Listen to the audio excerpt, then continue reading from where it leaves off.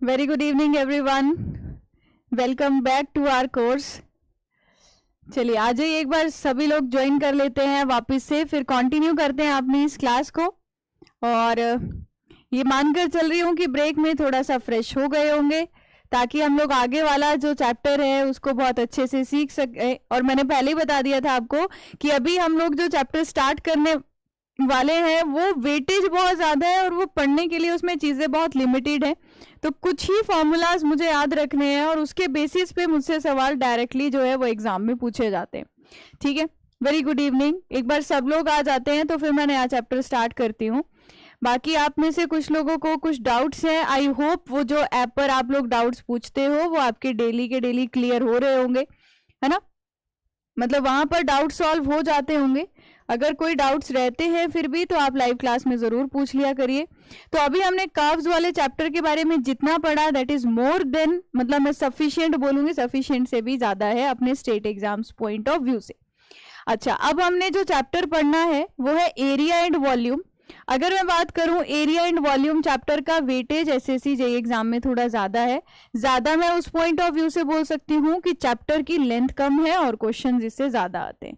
ठीक है, अब एरिया एंड वॉल्यूम में क्या चीज है कि मैम जब हम लोग साइट पर जाकर सर्वे करके आएंगे, अलग अलग पॉइंट्स का पोजीशन हमने निकाला होगा। अब मुझे क्या चाहिए, मुझे ग्राउंड के उस जगह का पूरा एरिया बताना है कि कितना होगा। जहां मैं सर्वे करके आई हूं, अब मुझे वो एरिया निकालना है कि वो कितना है। तो वो एरिया को निकालने के लिए हमारे पास जो फॉर्मूलाज हैं, अगर आप लोगों ने बीटेक कर रखा है तो आपने मैथ्स में ये चीज जरूर पढ़ी होगी, जैसे सिम्पसन 1/3 रूल हो गया, ट्रेपेजॉइडल रूल हो गया। इससे आप लोग वहां पर एवरेज मतलब एरिया निकाला करते थे और इनके अलग अलग फॉर्मूलाज थे। तो बस अगर आपने वो पढ़ा है तो वही सेम चीज यहाँ पर हमें अप्लाई करनी है। और अगर आपके गेट के लिए जाते हो तो उसमें यहाँ से 1-2 क्वेश्चन ही आते हैं, मतलब मुश्किल से आते हैं, इंपॉर्टेंट नहीं है। इसीलिए अगर आप लोग गेट के लिए इसके साथ साथ प्रिपेयर कर रहे हैं तो थोड़ा सा अगर हम लोग पैटर्न देखें तो बहुत ज्यादा वेरी करता है गेट का और जेईई का। आप अगर उसको देख रहे हैं तो थोड़ा सा मतलब पैटर्न जरूर देख लेना पेपर से पहले। तो एरिया एंड वॉल्यूम में हमारा जो टारगेट रहने वाला है, सबसे पहले हम बेसिक फॉर्मूलाज देखेंगे। ये तो पढ़ने की जरूरत नहीं है, मैं ये मानकर चलूंगी कि आपने बेसिक फॉर्मूला, रेक्टेंगल का एरिया, स्क्वायर का एरिया, ट्राइंगल का एरिया, इन सारे फॉर्मूलाज को आप निकाल लेते होंगे। अगर आपको नहीं याद है तो उसके लिए मैं एक बेसिक लिस्ट लेकर आई हूं आप लोगों के लिए फॉर्मूलाज की। फिर ट्रेपेजॉइडल रूल और सिम्पसन रूल। ट्रेपेजॉइडल रूल और सिम्पसन रूल आज की क्लास के सबसे ज्यादा इंपॉर्टेंट टॉपिक्स हैं, क्योंकि इसका सवाल मेरे से पेपर में पूछा जाता है। डायरेक्ट बोलते हैं कि एरिया निकालिए अगर ट्रेपेजॉइडल रूल से, एरिया निकालिए सिम्पसन रूल से। तीसरी चीज जो हम आप नेक्स्ट चीज जो हम जो क्लास में सीखेंगे, वॉल्यूम निकालना। वॉल्यूम निकालना मतलब अगर हमें एम्बैंकमेंट बनानी है, मान लीजिए अगर हमें डिटेल में ही पढ़ेंगे, बस फॉर्मूलाज का डेरिवेशन नहीं, फॉर्मूलाज डायरेक्ट आपको याद रखने हैं वो बताऊंगी। जैसे एम्बैंकमेंट है, कुछ इस तरीके से बनानी है, ये बनानी है एम्बैंकमेंट, समझते हो। तो अगर ये बनाना है तो मैम यहाँ पर कितना मटेरियल जो होगा वो फिल करना पड़ेगा, कितना वॉल्यूम ऑफ मटेरियल फिल करना पड़ेगा। या फिर मैम आपको रोड बनाना था, आपको जो स्लोप देनी है उसके हिसाब से आपको कुछ मटेरियल या ये वाला पार्ट कट करना पड़ेगा और यहाँ पर सॉइल की वैल्यू, मतलब सॉइल को फिल करना पड़ेगा। तो आप वॉल्यूम की टर्म में बात करते हैं। जब आपको अगर मैं बोलूं कि एक खाली गड्ढा है, उस गड्ढे में आपको क्या करना है कि जाइए और उस गड्ढे में कोई थोड़ी मिट्टी भर के आइए। तो खाली जो गड्ढा था उसमें मिट्टी भरने के लिए जब मैं बोलूंगी तो ऐसे नहीं बोलूंगी कि 1 किलो 1 kg मिट्टी को भरना है, मैं वहां पर वॉल्यूम की टर्म में बात करूंगी। मैं बोलूंगी वो जो खाली गड्ढा है आप बताओ उसका वॉल्यूम कितना है, जितना उसका वॉल्यूम होगा उतना ही वॉल्यूम हम मिट्टी उठाकर उसमें डाल देंगे। तो वॉल्यूम की कैलकुलेशन कैसे करनी है उसको भी हम लोग समझेंगे। तो सबसे पहले तो बात आ जाती है कि बेसिक फॉर्मूलाज जो आप सबने कभी ना कभी पढ़े होंगे, और अगर नहीं पढ़े हैं तो थोड़ा बहुत इनको एक बार नजर मार लेना। आता नहीं है पेपर में, ये अपने लिए हमें पता होना चाहिए।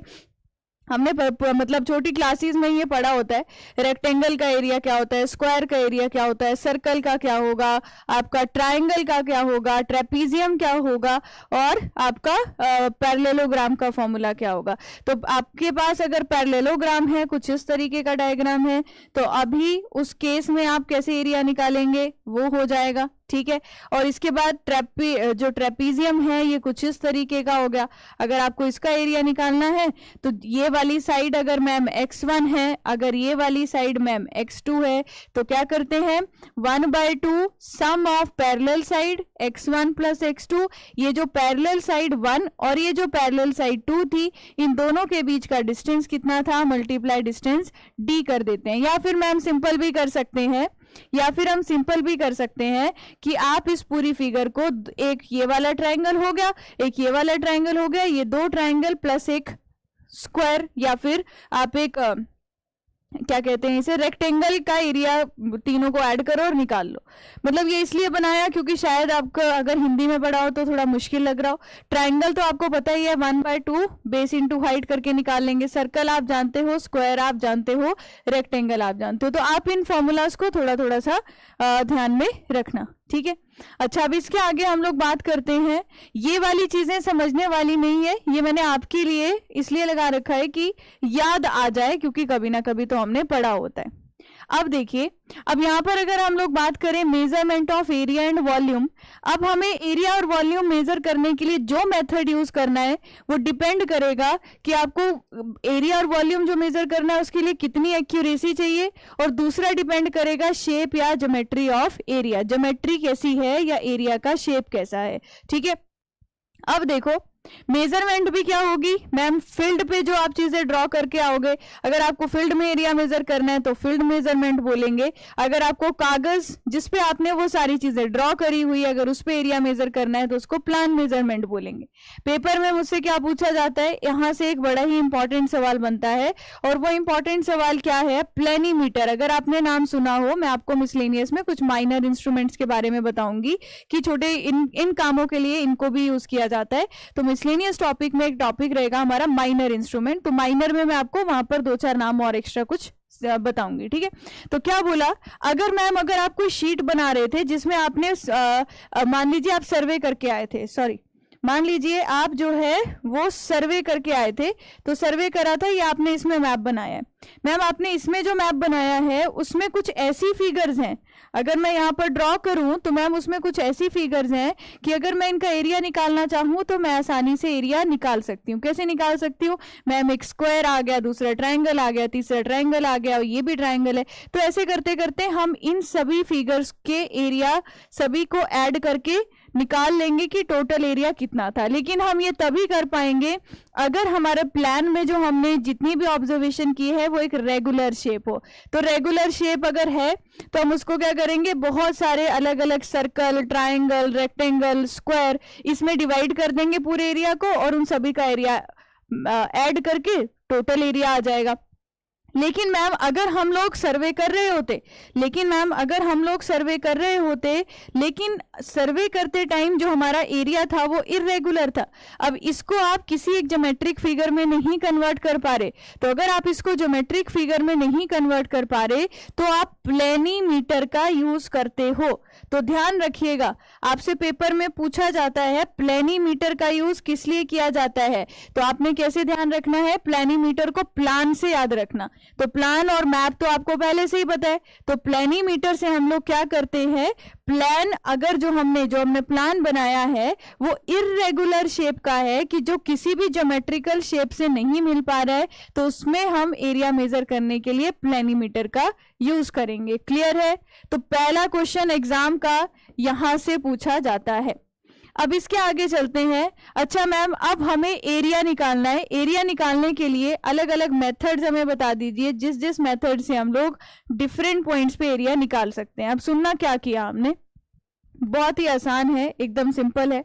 तो क्या करना है हमने, देखो ये पहला मेथड है मेरा, computation of area of irregular track. Irregular track का मतलब है कि फ्लैट ग्राउंड नहीं है, उसमें बहुत सारी अंड्यूलेशंस हो सकती हैं, मतलब ग्राउंड में राइज हो सकता है, ग्राउंड में फॉल हो सकता है, तो वो इर्रेगुलर है। ग्राउंड में राइज मिलेगा, फॉल मिलेगा, कभी ज्यादा राइज है कभी फॉल है, तो आपको ऐसी जगह पे एरिया निकालना है, तो वो हो गया इर्रेगुलर ट्रैक। अगर एरिया निकालना है मैं क्या करती हूँ, अब मैं आपको कुछ फॉर्मूला समझाऊंगी, आप उसके बारे में बस ध्यान से सुनना। तो पहला जो फॉर्मूला है यहाँ पर, वो फॉर्मूला मतलब जो मेथड है उसका नाम है मिड ऑर्डिनेट रूल। तो मैं आपको समझाती हूँ होता क्या है। मान लीजिए ये हमारी मेन सर्वे लाइन है, मान लीजिए ये हमारी मेन सर्वे लाइन है। आप सभी को पता है मेन सर्वे लाइन क्या होती है। मान लो ये ए पॉइंट था और यहां से लेकर यहां तक की जो टोटल लाइन की लेंथ है इसको हमने बी पॉइंट मान लिया। इसको ड्रॉ करके समझाती हूं आपको आगे। तो अभी आप कुछ भी मत लिखना, आपने सिर्फ एरिया कैसे निकालते हैं हमने उसके अलग अलग मेथड पढ़ने, मैं आपको एक प्रोसीजर बता रही हूँ। तो ये हमारा मेन सर्वे लाइन है, ए पॉइंट ले लिया, बी पॉइंट ले लिया। अब इसी के लेफ्ट साइड में भी कुछ पार्ट है, मतलब लेफ्ट साइड में भी मैं कुछ ऑफसेट्स लूंगी ताकि मैं पॉइंट को लोकेट कर सकूं, और इसके राइट साइड में भी लूंगी। आप क्या देख रहे हो अभी, आप अभी टॉप व्यू देख रहे हो, आपको अभी प्लान यहाँ पर नजर में आ रहा है, ठीक है। आपने क्या किया, अलग अलग पॉइंट्स को ऑफसेट की फॉर्म में ड्रॉ किया। तो मैम ए पॉइंट से मैंने ऑफसेट लिया, ए पॉइंट से मैंने यहां पर ऑफसेट लिया, तो ऑफसेट की लेंथ कुछ भी हो सकती है, जहां पर डिपेंड करेगा मैंने पॉइंट कहां लोकेट किया, ठीक है। उसी तरीके से मैम आपने ऑफसेट सेकंड ले लिया होगा, ऐसे ही तीसरा ले लिया, ऐसे आप दूसरी साइड भी ले सकते हो, तो डिपेंड कर जाएगा। तो मान लीजिए मैंने कुछ नंबर ऑफ ऑफसेट यहाँ पर ड्रॉ कर दिए। अच्छा, हर एक ऑफसेट की लेंथ अलग हो सकती है, बिल्कुल अलग भी हो सकती है, सेम भी हो सकती है। तो मान लो O1, O2, O3, ये ON-1 और ये आ गया हमारे पास ON। तो N क्या रिप्रेजेंट कर रहा है मेरे पास, N रिप्रेजेंट कर रहा है टोटल नंबर ऑफ ऑफसेट। अच्छा मैम, जब आप ये मेन सर्वे लाइन है, मेन सर्वे लाइन पर आप जब मेन सर्वे लाइन पर आप जो नंबर ऑफ ऑफसेट ले रही हो, तो इन सभी के बीच का जो ये वाला गैप आपको यहाँ पर नजर आ रहा है, डिस्टेंस, इसको बोलेंगे। और दो ऑफसेट के बीच का जो डिस्टेंस है, अगर मैं इसको डी बोल देती हूँ, तो ये इंटरवल बिटवीन टू ऑफसेट जो होगा, ये हमेशा क्या रखेंगे, इंटरवल बिटवीन टू ऑफसेट हमेशा सेम रहेगा। तो d is the distance between two successive offset. यहां तक किसी को कोई डाउट? तो इसका मतलब मैम ये O1, O2, O3 ऑफसेट आपने कुछ लिए और यहां पर इरेगुलर ट्रैक है, तो इतनी बात मुझे समझ में आ गई। मुझे इस ग्राउंड पर इस जगह का क्या निकालना है, एरिया निकालना है। तो मैंने अलग अलग मेथड यूज करने हैं। सबसे पहला जो मेथड है वो कौन सा मेथड है? सबसे पहले, ऐसे तो बहुत सारे मेथड है पर जो अभी हम पढ़ेंगे वो है हमारा मिड ऑर्डिनेट रूल। बहुत सारे लोगों ने पहले भी पढ़ रखा है, लेकिन जिसने नहीं पढ़ा है देखिए क्या करते हैं। तो मैम इसका मतलब है अगर मुझे इस जगह का एरिया निकालना है, आप A1, आप A2, आप A3, आप A4 इन सबको ऐड कर दीजिए, आपके पास जो है टोटल एरिया निकल कर आ जाएगा। टॉप व्यू को हम साइड पर लिख देते हैं, अब सबसे पहला जो रूल है वो है हमारा मिड ऑर्डिनेट रूल। पहला जो रूल है वो है mid ordinate rule. Mid ordinate का मतलब क्या है, सुनना। मिड ऑर्डिनेट का मतलब क्या है, मैंने क्या किया, जहां पर भी आपने ऑफसेट लिए थे इसके बीच में बिल्कुल सेंटर पे एक पॉइंट ढूंढा और यहां पर एक लाइन ड्रॉ कर दी। सिमिलरली एक सेंटर पे पॉइंट ढूंढा, एक लाइन ड्रॉ कर दी।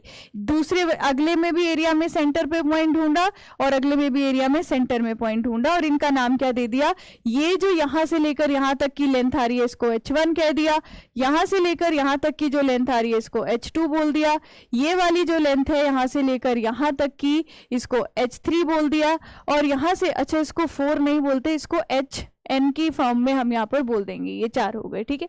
अच्छा, अब मुझे क्या करना है मैम, यहाँ पर आपको कैलकुलेट करना है कि total mid ordinate rule. Mid ordinate नाम से क्या पता चला कि मैम ये जो दो ऑफसेट थे उसके मिड में मैंने एक ऑर्डिनेट ले लिया, उसके सेंटर में मैंने एक ऑर्डिनेट वाई एक्सिस के अलोंग एक डिस्टेंस ले लिया।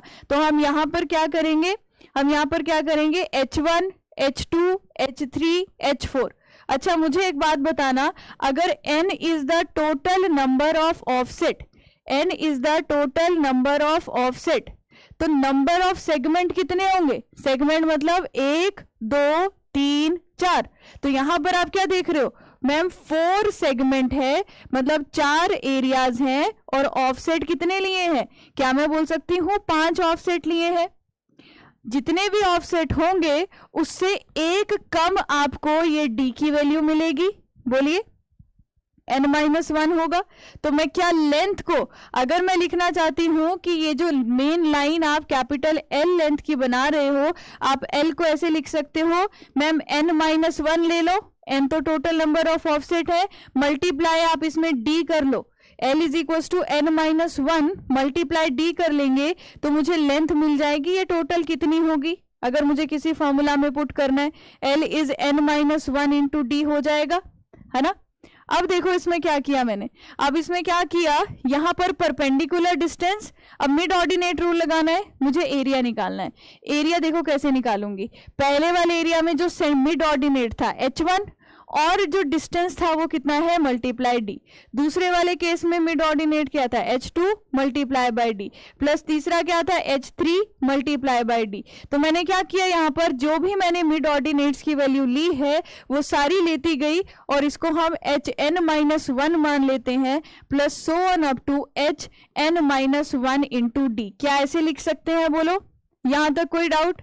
तो मैम ये H1 इंटू डी, तो जितनी भी इन दोनों के बीच के मिड ऑर्डिनेट की हाइट होगी और जो दो ऑफसेट के बीच का डिस्टेंस होगा, ये मेरा सिंपल फॉर्मूला है जिससे मैं एरिया निकाल सकती हूँ। पर मुझे बुक्स में इसको थोड़ा सा और सिंप्लीफाई करके लिखा होता है, वो सिंप्लीफाई वर्जन आपको मैंने बताना है कि कैसे लिखा होता है, ठीक है।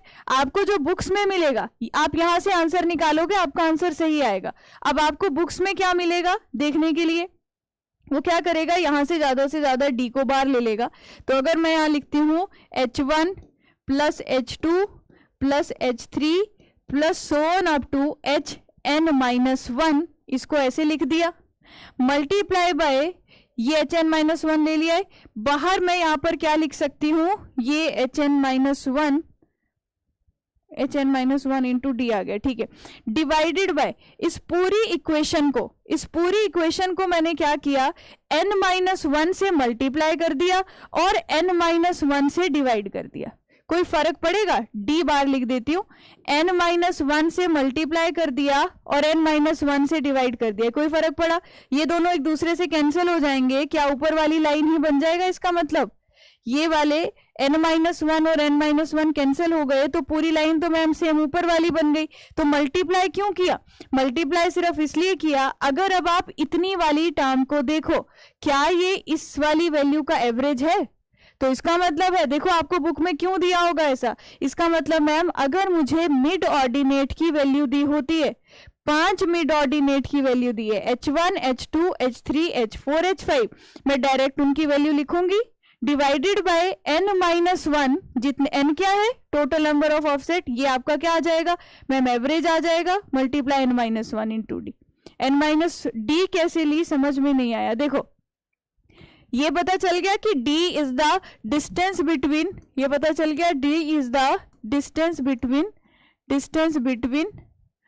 टू कॉन्जिक्यूटिव का मतलब एक के बाद आने वाला दूसरा, डिस्टेंस बिटवीन, मैं इसको ना आगे लिख देती हूँ, d क्या रिप्रेजेंट कर रहा है, d is the distance between two consecutive offset, distance between two consecutive offset. अब देखना distance between two consecutive offset क्या किया मैंने, अब देखना मैंने क्या किया, d के लिए समझना, जिसने मुझसे पूछा था मैम ये पहला ऑफसेट लिया है दूसरा ऑफसेट लिया है, इनके बीच का डिस्टेंस जितना भी रखेंगे सेम रखेंगे, ठीक है, इनके बीच का डिस्टेंस जो है वो d जो है वो सेम रहेगा खुशबू। अगला जो ऑफसेट, ये पहला था ये दूसरा था ये तीसरा था, मैम तीसरा ऑफसेट और दूसरे में भी कितना डिस्टेंस रहेगा d, तो ये डिस्टेंस मैं सबके लिए सेम मान रही हूँ। खुशबू आंसर बताना, क्या ये d समझ में आ गया कि होता क्या है, बोलो।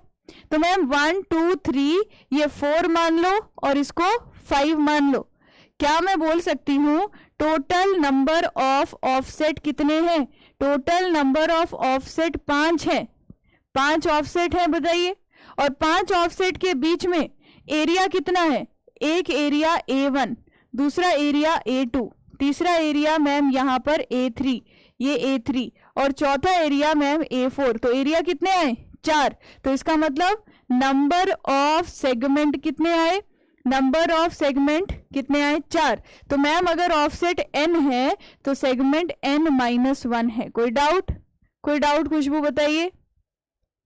जब भी हम एरिया मेजर करेंगे, मतलब एरिया मेजर करना होता है, साइड पे हम सेम डिस्टेंस पे ऑफसेट लेते हैं, तभी हम इन फॉर्मूलाज को अप्लाई कर पाएंगे।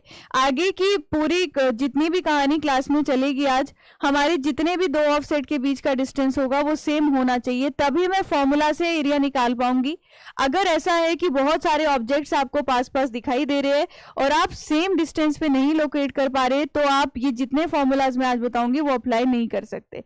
तो इनके लिए कंडीशन है कि आपको डिस्टेंस दो के बीच में सेम रखना पड़ेगा, क्योंकि हम यहाँ पर मैथ्स घुसा रहे हैं। तो मैथ्स का जो प्रिंसिपल बोलता है कि भाई दो लाइन के बीच का डिस्टेंस सेम होगा तभी आप इस फॉर्मूला को यूज कर सकते हो, तो वो चीज हम यहाँ अप्लाई कर रहे हैं, तो मुझे डिस्टेंस को सेम लेना होगा।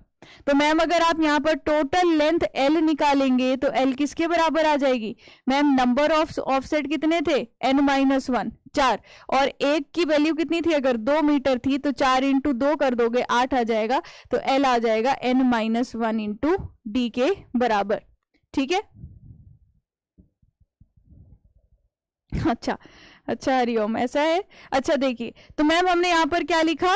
As per the mid ordinate rule area किसके बराबर आ गया मैम? एरिया इज पहला मिड ऑर्डिनेट, दूसरा मिड ऑर्डिनेट, तीसरा mid ordinate plus so on up to hn-1, जो आपका लास्ट मिड ऑर्डिनेट डिवाइड क्या करेंगे? n-1, और इस पूरी के बाहर क्या आया था मैम? इस पूरी के बाहर अगर हम यहाँ पर देखेंगे तो d और n-1, तो इसको आप यहाँ लिख दीजिए n-1 इंटू डी। तो बुक्स में मैम इसको और कैसे लिख देते हैं वो सिंप्लीफाई करके, तो बोलते हैं कि एक काम करो, आप इस एरिया को इस तरीके से लिख लो, average of all the mid ordinate, average of all mid ordinate, जितने भी मिड ऑर्डिनेट दिए हैं उनका एवरेज निकाल लीजिए, मल्टीप्लाई क्या करना है? ये चीज क्या बन गई मैम? ये चीज बन गई यहाँ पर एवरेज, और n-1 इंटू डी ही तो लेंथ होता है, तो लेंथ ऑफ लाइन। तो अगर आपको ऐसे भी फॉर्मूला देखने को मिलेगा, बात एक ही आएगी, बात एक ही आएगी। क्लियर हो गया? क्लियर हो गया सभी को?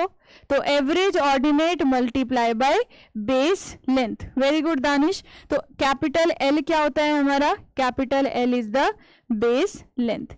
किसी को कोई डाउट इसमें?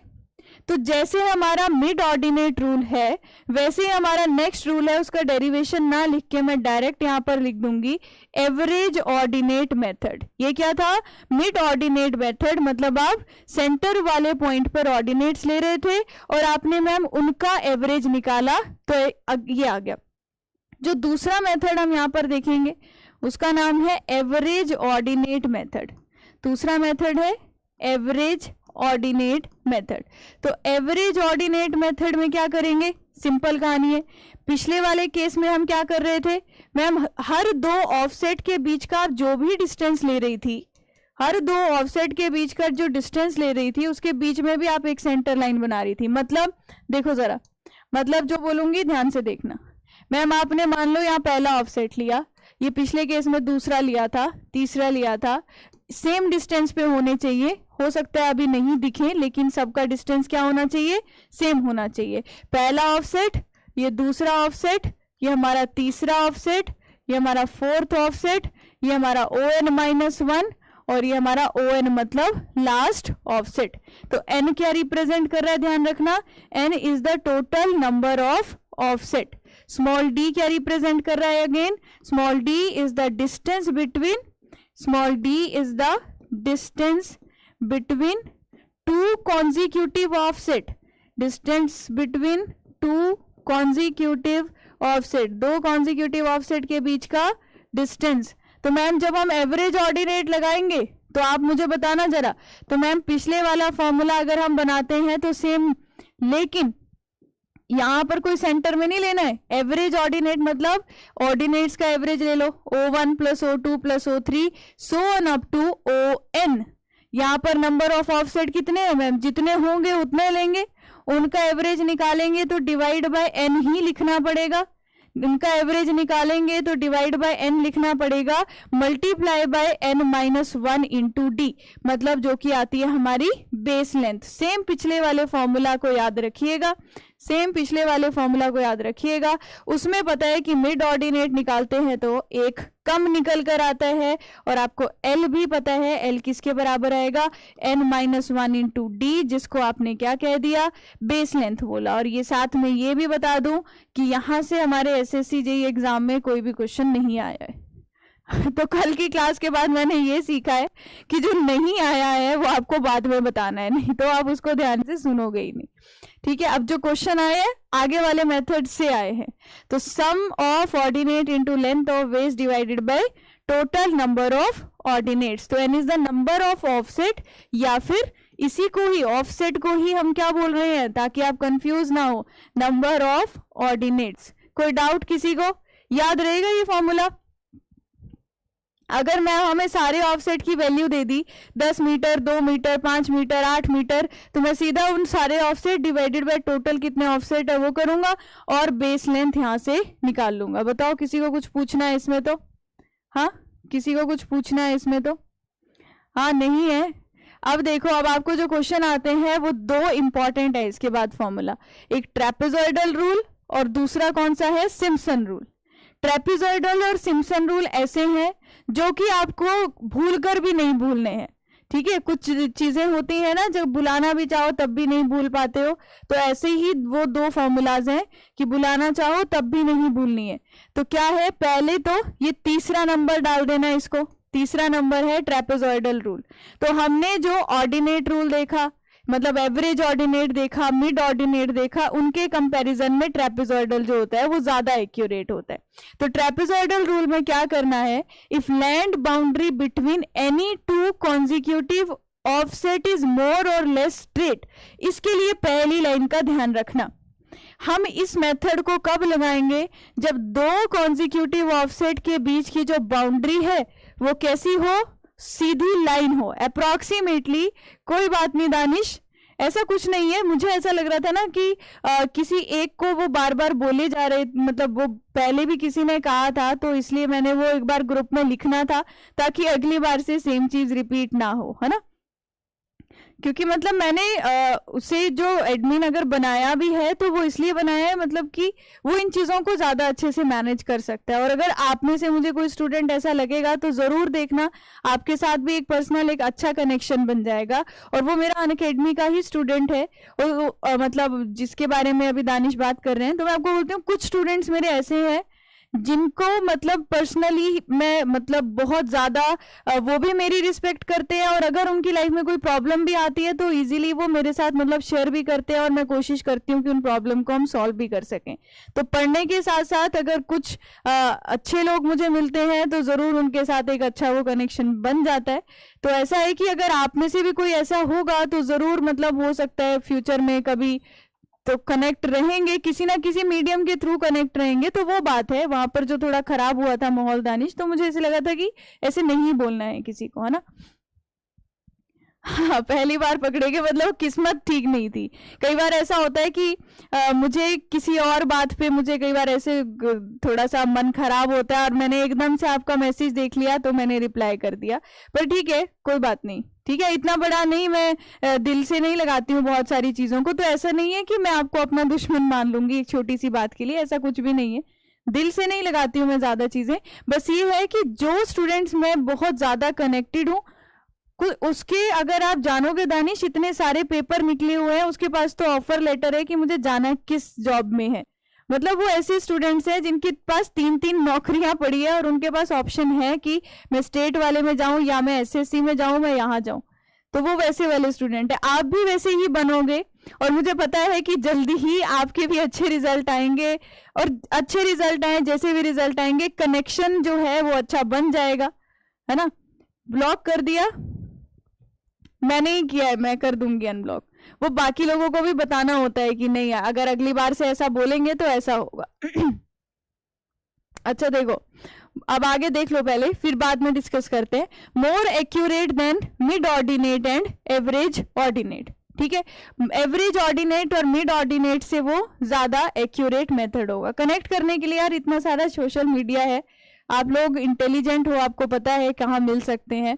तो ट्रेपेजॉइडल रूल में आपको क्या ध्यान रखना है, पहली इंपॉर्टेंट बात कि दो कॉन्जिक्यूटिव जो ऑफसेट्स होंगे उनके बीच की बाउंड्री को आपको क्या कंसीडर करना है, उनके बीच की बाउंड्री को स्ट्रेट लाइन मानना है। तो अब इस केस में क्या है, इस केस में ये है कि मैं मान लो ये पहला ऑफसेट है, ये दूसरा ऑफसेट है, ये तीसरा है, तो एक चीज तो हमने पहले ही कांस्टेंट मान ली है, क्या, दो ऑफसेट के बीच का जो डिस्टेंस होगा वो हम हमेशा सेम रखेंगे। तो कुछ ऐसा केस है। इस केस में क्या किया, ये पहला ऑफसेट, ये दूसरा ऑफसेट, ये तीसरा, और ये ON-1 और ये ON, इसकी डेरिवेशन नहीं करवा रही, कोई जरूरी नहीं है आपके लिए। D is the distance between two consecutive offset. Simple सा एक फॉर्मूला लिखूंगी ट्रेपेजॉइडल रूल का, उस फॉर्मूला को याद रखना है और बस वही फॉर्मूला याद रखना है और कुछ नहीं है, ठीक है। तो as per the trapezoidal rule, अगर मुझे इस जगह का एरिया निकालना था, किसके बराबर होगा, D/2। D is the distance between two consecutive offset, और ब्रैकेट लिखा, अच्छा मैम O1 पहला offset plus ON last offset. तो पहले मैंने क्या किया, या D को आप इस तरीके से लिखिए, D बार लिख दीजिए, O1 plus O2/2 plus O3 plus O4 plus O5 plus so on up to ON-1, जितनी भी वैल्यूज होंगी उनको सीधा का सीधा मुझे क्या करते जाना है, सिर्फ ऐड करते जाना है। ये सिंपल फॉर्मूला है, डेरिवेशन पूछोगे तो बता सकती हूँ, लेकिन पेपर के लिए बिल्कुल भी जरूरी नहीं है। पेपर के लिए जरूरी है ये फॉर्मूला। मुझे बोलेंगे ट्रेपेजॉइडल रूल से आप एरिया निकालिए, आपको गिवन ऑफसेट्स ये सारी वैल्यूज दी हैं, कुछ क्वेश्चंस मैं लेकर आई हूं, आपको करवाऊंगी अभी। तो मैम आपको क्या दिया होगा, आपको डी क्या रिप्रेजेंट कर रहा है, D again distance between, D is the distance between two consecutive offset. ये फॉर्मूला मुझे याद रखना है, बस आज की क्लास समझ लो। आपको अगर आपने ये और सिम्पसन रूल पढ़ लिया तो आज की क्लास खत्म हो जाएगी, इतना ही पढ़ना है हमें आज। तो distance between two consecutive offset, O1 O2 O3 क्या रिप्रेजेंट कर रहा है, O1 O2 O3 ये सब क्या रिप्रेजेंट कर रहा है, respective length of offset, respective length of offset. पहले ऑफसेट की लेंथ, दूसरे ऑफसेट की लेंथ, तीसरे ऑफसेट की लेंथ, वो रिप्रेजेंट कर रहे हैं, ठीक है, क्लियर हो गया। हाँ, तो बॉक्स में जो लिखा है वैसे भी मैं जहाँ स्टार लगा रही हूँ, और इसमें तो मैंने बोला है इसको भूलकर भी नहीं भूलना है, तो ये वो है, इसके लिए मैं वेरी वेरी इंपॉर्टेंट लिख रही हूँ, और जो अगला फॉर्मूला आएगा वो भी बहुत ज्यादा जरूरी है, ठीक है। चले आगे, बस रिजल्ट याद रखना कि मैम पहले और लास्ट वैल्यू को डिवाइड बाय 2 कर देते हैं और बीच की सारी वैल्यूज को सीधा ऐड कर देंगे, अगर हमें ट्रेपेजॉइडल रूल से क्या निकालना है, एरिया निकालना है। नेक्स्ट जो मेथड है दैट इज O2 भी आएगा, O2 भी आएगा, मुझसे मिस हो गया, यहाँ पर लिख देती हूँ, नहीं तो बाद में आप बोलेंगे O2 क्यों नहीं आया। O1 प्लस ON और बीच वाली सारी values O2 O3 O4 so on up to ON-1। N क्या रिप्रेजेंट कर रहा है, again total number of offset, N क्या रिप्रेजेंट कर रहा है, टोटल नंबर ऑफ ऑफसेट। कोई डाउट किसी को यहाँ तक, बोलिए। अब चलिए आगे, तीसरे मेथड के बाद अगला जो मेथड आता है, फोर्थ हेडिंग डालोगे that is Simpson rule. Fourth heading डालोगे सिम्पसन रूल। जो सिम्पसन रूल है इससे भी एरिया निकालते हैं, इसी को प्रिज्मोइडल फॉर्मूला भी बोलते हैं, प्रिज्मोइडल, इसी को प्रिज्मोइडल फॉर्मूला भी बोला जाता है, ठीक है। प्रिज्मोइडल फॉर्मूला हमारा सिम्पसन रूल, ठीक है। चलो इसको लेकर चलते हैं ऊपर।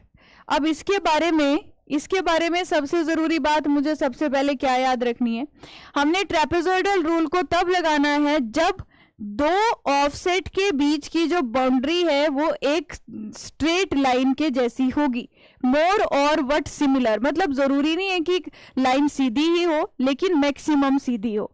लेकिन अगर दो ऑफसेट के बीच का जो बाउंड्री है अगर वो कर्वेचर है, कर्व्ड है, तो वहां पर हम सिम्पसन रूल लगाते हैं। So if the boundaries are curved, if क्या लिखेंगे, सबसे इंपॉर्टेंट पॉइंट है इस मेथड का, इफ बाउंड्री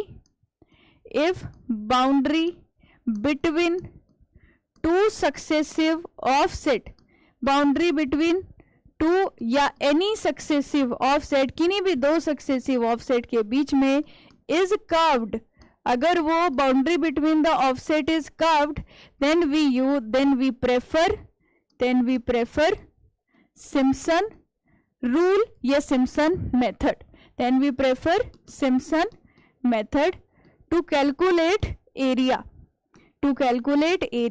तो पहली बात तो ये आ गई जो इसके बारे में याद रखनी है, टू कैलकुलेट द एरिया। तो इसका मतलब मैम कई बार ऐसे क्वेश्चन आते हैं जिसमें लिखा ही नहीं होता है कि कौन सा रूल लगाना है। अगर उसने लिख दिया है कि दो ऑफसेट के बीच की जो बाउंड्री है वो कर्व्ड है, तो मुझे पता है कि कौन सा रूल लगाना है, सिम्पसन रूल लगाना है, ठीक है। और जो कर्व्ड बाउंड्री होती है in this method curved boundary is assumed as parabolic. अब कोई शेप पूछे कि कर्व बाउंड्री कैसी होती है, कर्व्ड बाउंड्री इज एज्यूम, जब हमने इसका डेरिवेशन किया है फॉर्मूला का, एज्यूम टू बी पैराबोलिक, हमने कर्व्ड बाउंड्री को क्या माना है, पैराबोलिक माना है। तो दूसरा इंपॉर्टेंट पॉइंट ये आ गया। तीसरा इंपॉर्टेंट पॉइंट, सिम्पसन रूल हम सिर्फ तभी लगा सकते हैं if total number of offset, if total, ये 3 पॉइंट्स इसके important, if total number of offsets are odd in number, अगर आपने जितने भी ऑफसेट ऑब्जर्व किए हैं, ऑफसेट ड्रॉ करे हैं, वो हमारे कैसे हैं मैम, ऑड हैं। ऑड समझते हो, 1, 3, 5, 7, तो मैम अगर ऑफसेट हमारे ऑड नंबर में है तभी हम इस मेथड को यूज कर सकते हैं। ये ज्यादा समझ आता है पॉइंट जब हम डेरिवेशन करते हैं, पर बहुत बड़ी डेरिवेशन है, कर्व्ड बाउंड्री का एरिया निकालना होता है जो हमें बिल्कुल देखने की जरूरत नहीं है। तो हम बोलेंगे if total number of offset are odd in number, then and only, तो देन ये अलग कलर आ गया, तो उसी केस में हम कौन सा मेथड यूज करेंगे, then only we can use prismoidal formula, या सिम्पसन रूल, कुछ भी लिख सकते हो, सिम्पसन रूल। तो ये 3 बातें लिखी हैं, पेपर के लिए तीनों बातें याद रखनी है, और मैं आपको बता दूं ट्रेपेजॉइडल और सिम्पसन रूल ही हैं जो एग्जाम में सबसे ज्यादा पूछे जाते हैं, इनके फॉर्मूलाज ही हैं जो सबसे ज्यादा पूछे जाते हैं। फॉर्मूलाज में आगे लिख दूंगी। तो क्या होना चाहिए, ऑड इन नंबर, जो ऑफसेट है वो हमारे जब ऑड नंबर में होंगे, number of division, very good Nanish, जो डिवीजन होंगे वो हमारे क्या होने चाहिए, आपके इवन होने चाहिए। मतलब जो सेगमेंट बनेंगे मैम वो 4 बनेंगे अगर ऑफसेट हमारे 5 है कोई। अब देखो इसका फॉर्मूला देख लेते हैं, अगली स्लाइड में लिख रही हूं मैं। तो अगर हमें इस मेथड से टोटल एरिया निकालना है, अगर मुझे इस मेथड से टोटल एरिया निकालना है, तो सबसे पहले जो सिम्पसन रूल होता है, एक और पॉइंट लिख देती हूं, Simpson rule is also known as 1/3 rule. तो सिम्पसन 1/3 रूल भी बोला जाता है इसको। It is also known as Simpson 1/3 rule. Simpson 1/3 rule, Simpson rule भी बोलते हैं और इसको 1/3 रूल भी बोलते हैं। इस पर न्यूमेरिकल आ रखे हैं, हरिओम, इस पर न्यूमेरिकल एसएससी जेईई में आ रखे हैं, तभी बोल रही हूँ कि ये फॉर्मूला इसका जो लिखवाऊंगी तो वो याद रखना। और कुछ क्वेश्चन मैं आज लेकर आई हूँ जो एसएससी जेईई के आए हैं, तो मैं थोड़ा सा टफ क्वेश्चन कराऊंगी, तो आसान तो आप वैसे ही कर दोगे, ठीक है। तो इसको हम कई बार क्या लिखा होगा कि यूज करो सिम्पसन 1/3 रूल, तो परेशान मत होना, इसको 1/3 रूल भी बोला जाता है। तो अब अगर मुझे इस मेथड से एरिया निकालना है तो किसके बराबर होगा, सबसे पहले 2 ऑफसेट के बीच का जो डिस्टेंस है डिवाइडेड बाय 3। हमने बोला सिम्पसन 1/3 रूल है, तो आपको याद रखना है मैंने 1/3 लगा दिया। डी क्या होता है, 2 ऑफसेट के बीच का डिस्टेंस। फिर मैम जो पहला ऑफसेट हमें वैल्यू दी होगी और जो हमें लास्ट ऑफसेट दिया होगा, O1 क्या हो गया फर्स्ट ऑफसेट, ON क्या हो गया लास्ट ऑफसेट, ठीक है, प्लस 4 के मल्टीपल में जितने भी इवन ऑफसेट हैं वो सारे आ जाएंगे। तो इवन ऑफसेट हमारे कौन कौन से होंगे, इवन ऑफसेट मतलब मैम O2 हो गया, O4 हो गया, O6 हो गया, सो ऑन अप टू जितने भी हमारे इवन ऑफसेट होंगे। प्लस क्या बोलूंगी, इसके बाद आएंगे मैम ऑड ऑफसेट। ऑड जो ऑफसेट आएंगे वो किसके मल्टीपल में आते हैं जनरली, 2 के मल्टीपल में आता है। मुझे दो बातें याद रखनी है, ये दो बातें याद रखनी है। पहले तो 1/3 रूल है, तो 1/3 लगा दिया। डी हमारे दो ऑफसेट के बीच का डिस्टेंस है, पहला ऑफसेट और लास्ट ऑफसेट ऐड कर दिया। 4 का मल्टीपल में क्या है मैम, जितने भी इवन ऑफसेट थे। 2 के मल्टीपल में अब कौन सा बच गया बताओ, ऑड।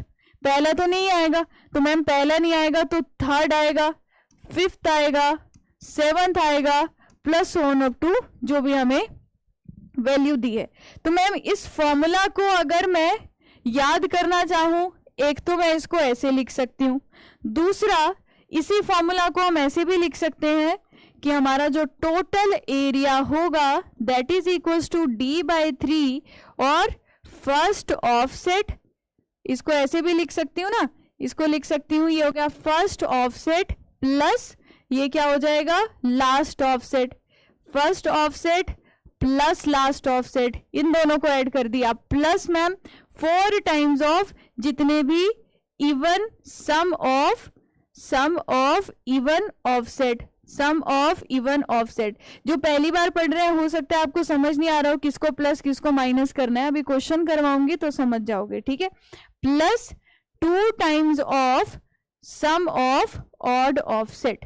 तो अभी के लिए जो पहली बार पढ़ रहे हैं आपको मैं इतना सा काम देती हूँ कि आपको इस फॉर्मूला को रट लेना है और ज़्यादा अच्छे से याद हो जाएगा अगर हम इसके कुछ क्वेश्चंस प्रैक्टिस कर लेंगे, ठीक है। तो ये टोटल एरिया निकालने का फॉर्मूला आ गया और डी तो आप लोग जानते ही हैं, D is the distance between 2 consecutive offset. और ये हमें एक वैल्यू दी होगी, हर जगह डी हमने सेम ही रखा है, वो हमें पहले से ही पता है। तो इसको ये मान लीजिए, it is very very very important for your even SSC JEE exam, ठीक है। D is the distance between 2 consecutive offset. जो फॉर्मूला आप एरिया निकालने के लिए पढ़ रहे हो वही फॉर्मूला आप वॉल्यूम निकालने के लिए भी पढ़ेंगे, उसमें भी कोई चीज अलग नहीं होगी। तो मैम जो वॉल्यूम वाला टॉपिक है मान लो वो भी हो गया अगर आपको ये फॉर्मूला याद हो जाएंगे, ठीक है। मैं इसका क्वेश्चन देखती हूँ, क्या मैं इसका कोई सवाल अभी मेरे पास है तो आपको बता देती हूँ। वॉल्यूम के सवाल है, सेम फॉर्मूला लगेगा, वॉल्यूम का सवाल करवाऊंगी। इसमें कुछ पूछना है किसी को क्या, तो बताइए। यहाँ पर कोई डाउट है किसी को तो पूछिए, नहीं तो आगे चलते हैं। अभी 1 मिनट में क्वेश्चन देख रही हूँ, अगर मुझे मिल जाता है, क्योंकि वॉल्यूम का क्वेश्चन मैं लेकर आई हूँ, लेकिन मुझे लगता है एरिया का क्वेश्चन अभी नहीं है। आपको DPP में भी मिल जाएंगे क्वेश्चन इसके। अब बात करते हैं, ये तो हो गया हमारा एरिया निकालना। अब हम बात करेंगे वॉल्यूम को कैसे निकाला जाए, हम बात करेंगे वॉल्यूम को कैसे निकाला जाए। हाँ नहीं है अभी, मैं आपको ऐसी एग्जांपल दे देती हूँ, है ना। ये डिप्लोमा में भी है, फर्स्ट सेमेस्टर में है, तो मतलब समझ में आ रहा है आपको। आपको अगर मैं छोटा सा एग्जांपल देती हूँ कि आपको क्या करना होता है, मेरे पास एग्जैक्ट वैल्यूज नहीं है पर हम एग्जांपल ले सकते हैं। फॉर एग्जांपल आपको दिया होगा, आपने नंबर ऑफ ऑफसेट ऑब्जर्व किए, जिनकी लेंथ आपको दी है 8 मीटर, आपको लेंथ दी है 10 मीटर, आपको लेंथ दी है 12 मीटर, आपको लेंथ दी है 15 मीटर और आपको लेंथ दी है 18 मीटर, ठीक है। अब आपको क्या कैलकुलेट करना है, calculate the area, calculate the area with trapezoidal rule, calculate the area with trapezoidal rule.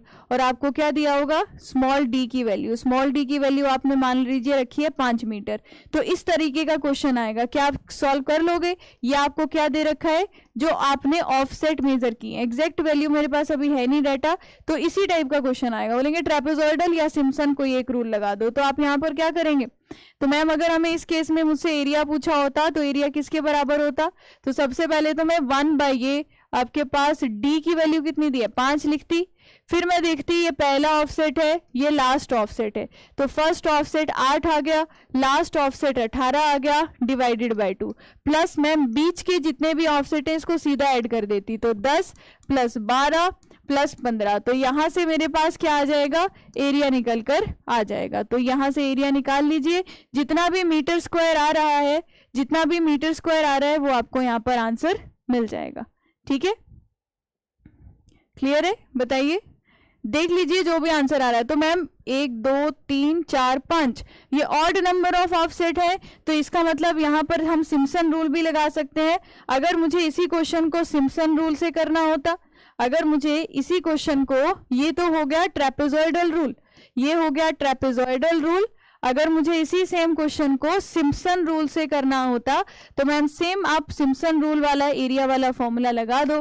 Simpson 1/3 होता है तो d/3 आ जाएगा, तो आप 5/3 कर लीजिए। फिर पहला ऑफसेट और लास्ट ऑफसेट कितना है मैम 8 + 18, तो इन दोनों को सम कर दीजिए, plus 4 times of even offset. तो इवन कौन से है मैम, दूसरे नंबर पे ये है और 4th नंबर पे ये है, तो दूसरे और चौथे वाले को ऐड कर देंगे तो आ जाएगा 10 + 15, प्लस मैम 2 पे क्या आ जाएगा, जो ऑड ऑफसेट है, ऑड कितना बचा मैम 12 बचा, तो ये वाला आप इसको नंबर दे लो 1 2 3 4 5, तो यहां से आप निकाल लो कि आपके पास as per the Simpson rule ये एरिया कितना आ रहा है। तो मैंने ये जस्ट एक जनरल सा एग्जांपल ले लिया कि आप इसी मेथड से सिम्पसन रूल से भी निकाल सकते थे एरिया, और आप ट्रेपेजॉइडल रूल से भी एरिया को कैलकुलेट कर सकते हो। ठीक है,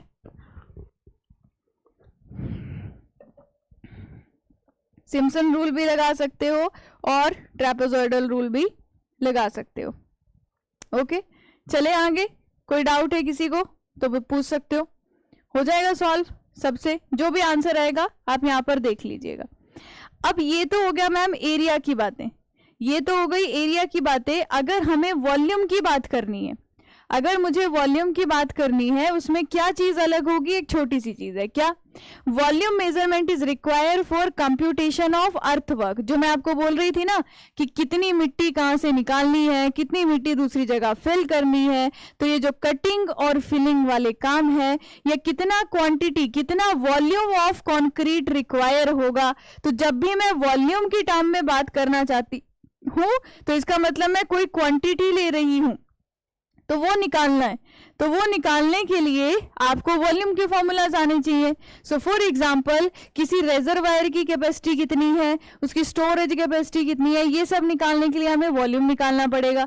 तो मैम वॉल्यूम को निकालने के लिए क्या फॉर्मूला है, ध्यान से देखना, 2 फॉर्मूलाज है वॉल्यूम निकालने के लिए। तो पहला फॉर्मूला है ट्रेपेजॉइडल रूल, पहला फॉर्मूला है ट्रेपेजॉइडल मेथड।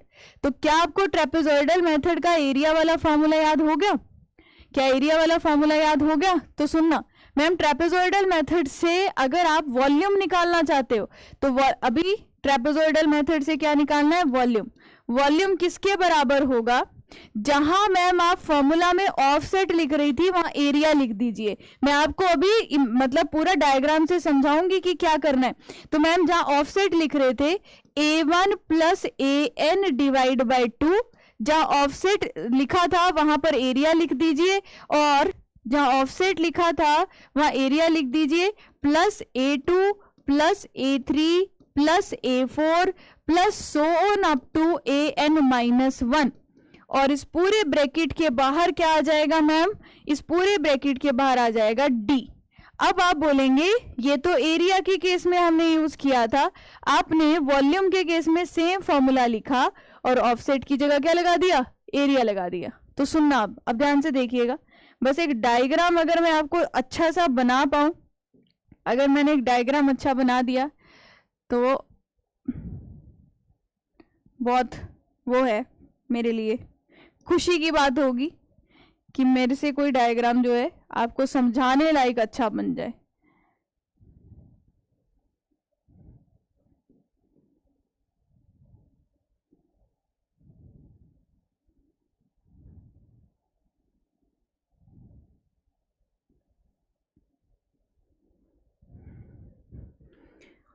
देखने में तो सही लग रहा है, मुझे तो सही लग रहा है, आपको पता नहीं कैसा लगे। मुझे तो लग रहा है कि जो चीज समझाना चाहती हूँ वो समझ जाओगे। ठीक है,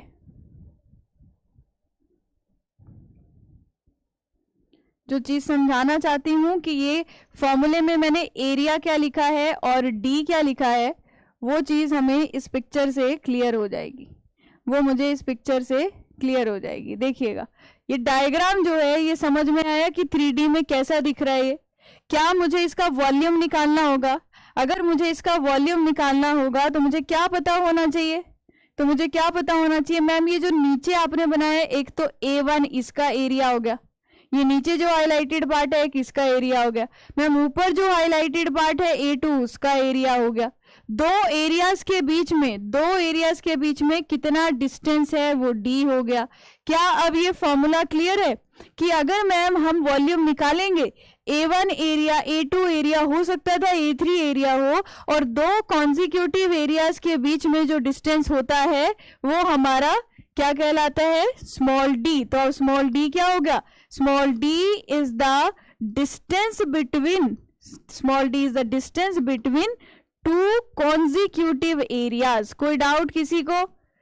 अगर मैम हमसे वॉल्यूम पूछते हैं तो मुझे सीधा ऑफसेट वाली जगह पे एरिया को पुट कर देना है और वहां से वॉल्यूम आ जाएगा। तो फॉर्मूला तो याद रहेगा ना सबको? ट्रेपेजॉइडल रूल से एक बार जल्दी से चैट सेक्शन में यस लिख दो। जो लोग भी क्लास में प्रेजेंट है एक बार जल्दी से चैट सेक्शन में यस लिख दो, फिर हम लोग आगे बढ़ते हैं, क्योंकि अभी वाली क्लास में ज्यादा दिमाग तो लगाना है नहीं हमने। मैं ये मानकर चल रही हूँ कि आप परेशान भी नहीं हुए होंगे। तो अब जो मैम सिम्पसन रूल है तो इसको देख के ही समझ में आ रहा है। जो सिम्पसन रूल है, अगर आप उस केस से वॉल्यूम निकालना चाहते हैं, जैसे आपने ट्रेपेजॉइडल रूल लिखा, तो अगर मैं सेकेंड लिखूं कि प्रिज्मोइडल फॉर्मूला, अगर मुझे प्रिज्मोइडल फॉर्मूला लिखा है या फिर सिम्पसन फॉर्मूला लिखा है या फिर सिम्पसन 1/3 रूल लिखा है या फिर सिम्पसन 1/3 रूल लिखा है, ये सबको बोलने का मतलब ही एक है। ये सब कुछ का मतलब क्या है, एक ही है। तो सिम्पसन 1/3 रूल, तो यहां से हम लोग निकाल लेंगे वॉल्यूम। तो वॉल्यूम के केस में क्या फॉर्मूला अपने आप लिख सकते हो, मुझे बताओ। तो मैम वॉल्यूम किसके बराबर आ जाएगा, जितना भी दो एरियाज के बीच का डिस्टेंस है डिवाइडेड बाय 3, पहला एरिया प्लस लास्ट एरिया कर देंगे, A1 प्लस AN, प्लस फिर क्या करेंगे 4 टाइम्स ऑफ जितने भी A2 एरिया, इतना ज्यादा आएगा ही नहीं, A2 area, A4 area, ma'am A6, जितने भी हमारे pass on up to E1 आएंगे, प्लस मैम 2 के मल्टीपल में क्या करना है, A3 आ जाएगा, A5 A5 आ जाएगा, सो ऑन अप टू जितने भी और आएंगे। तो हम यहाँ पर सेम फॉर्मूला से वॉल्यूम निकाल सकते हैं। ऑफसेट को किससे रिप्लेस कर दिया, ऑफसेट को सिर्फ हमने एरिया से रिप्लेस कर दिया है। It is very very important for your SSC JEE and state AE exam. ठीक है, अब बताइए किसी को कुछ पूछना है यहाँ पर, तो अब बताइए किसी को कुछ पूछना है इस टॉपिक में, फिर आपको बताती हूँ एक नेक्स्ट टॉपिक, फिर अगर आगे चलते हैं। नेक्स्ट टॉपिक एक हमारा बचा है बस वॉल्यूम निकालने का, वो मैं समझा देती हूँ, फिर करेंगे इसके सवाल और इसी के साथ खत्म हो जाएगी हमारी आज की क्लास। ठीक है, एरिया के फॉर्मूला में जो D यूज करते हैं वो D से डिफरेंट है ना। वो D क्या होता था हरिओम, वहां पर हम 3D में नहीं बात कर रहे थे, वहां D होता था पहला ऑफसेट दूसरा ऑफसेट, ऑफसेट के बीच का डिस्टेंस। यहां पर तो ऑफसेट ले ही नहीं सकते हरिओम, जब हम लोग क्या निकालेंगे, वॉल्यूम। तो यहां पर हमें क्या लेना पड़ेगा, तो दो कॉन्जिक्यूटिव एरिया के बीच का डिस्टेंस, तभी जाके तो वॉल्यूम निकल पाएगा। वॉल्यूम निकालेंगे तो वॉल्यूम का फॉर्मूला जनरली अगर हम लिखते हैं, जनरली वॉल्यूम का फॉर्मूला क्या लिखते हैं, एरिया मल्टीप्लाई बाय लेंथ। तो ये वही लेंथ है जो आप मल्टीप्लाई करते हो एरिया से और आपको क्या मिल जाता है, वॉल्यूम मिल जाता है। ठीक है, वहां ऑफसेट के बीच का डिस्टेंस था। जब वॉल्यूम निकालना है तो एक एरिया मेरा हाथ नीचे वाला, एक एरिया ऊपर वाला, इन दोनों के बीच का जो डिस्टेंस होगा उसको हम स्मॉल d बोलेंगे। चलिए लास्ट देखते हैं वॉल्यूम निकालने के लिए।